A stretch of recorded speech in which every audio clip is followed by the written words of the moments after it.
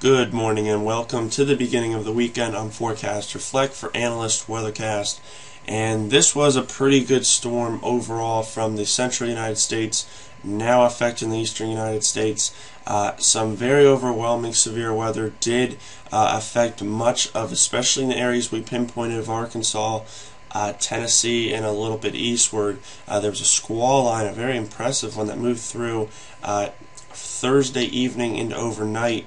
That did diminish in intensity, but all that rain has been pushed up into the mid-Atlantic here, putting down an inch, perhaps 2 inches of rain. And then, of course, north of that, there's a boundary where a good amount of snow is falling, especially across the lakes of the Northeast, upstate New York, and the northern Northeast, especially back in Ohio, too, as there's been reports of 3 to 6 inches, and someone up across upstate New York is probably going to get close to a foot. So this is a good snowstorm, too, as well as a good rainstorm and a good severe outbreak. Now, looking at the radar from the south end of this, we can see that, yes, that band, as you can see, positioned over central North Carolina, the Carolinas, and into Virginia. We do have one squall line, and that one is going to make its way off Virginia Beach here.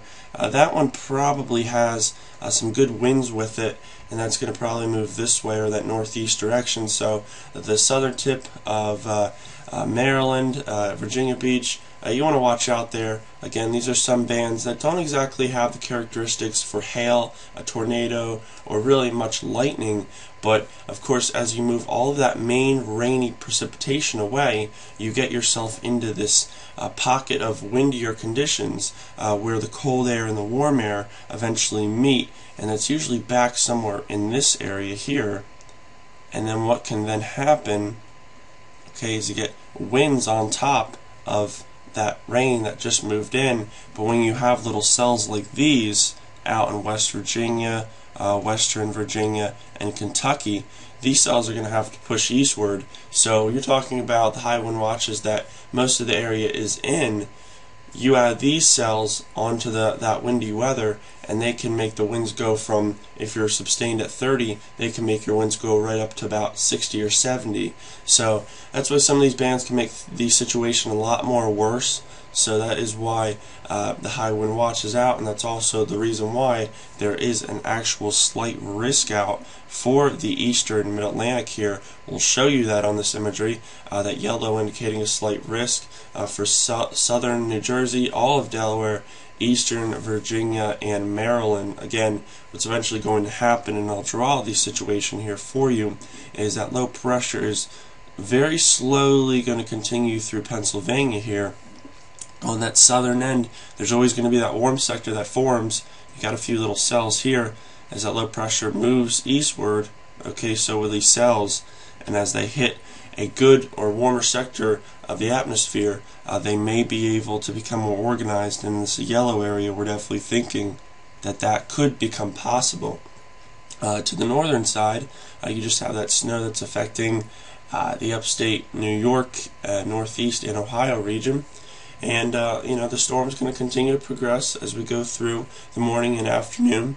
I think those thunderstorms, if any, do reach the eastern mid-Atlantic, even into southeast PA. I didn't exactly mention them either, but as the morning and afternoon progresses, those storms could probably be there by, I'm guessing, about between 12 and 2 p.m. So you're definitely going to have to keep a watch on that. And again, you're already going to be seeing high winds as the bulk of the rain moves out, but when you have these convective cells behind that, you could be sustaining at 20 miles per hour. One of these cells pushes in, and they could boost that wind speed up to about 40, 50 to 60 miles per hour. So there might be a few down trees, power lines, something of that nature if these bands do increasingly organize. So that could be one problem. You get the rain, these thunderstorms, again, as I keep mentioning, could be that problem. So that's about a wrap for this morning's video on Friday.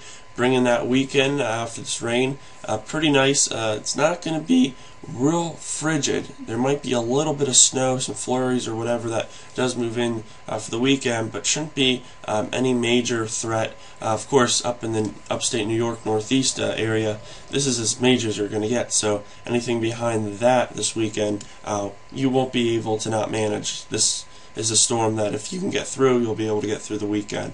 A little more south you go, it might be harder to get that snow, but you'll still have to keep a watch. Again, this would be more snow showers or just flurries, so not a big deal at all. Then as you go into Monday, there's also another chance for another warm and rainy day like this for the Mid-Atlantic and Northeast, but some thunderstorms and more organized thunderstorms could become possible, so be sure to check Analyst Weathercast out for that situation as it up and comes throughout the weekend.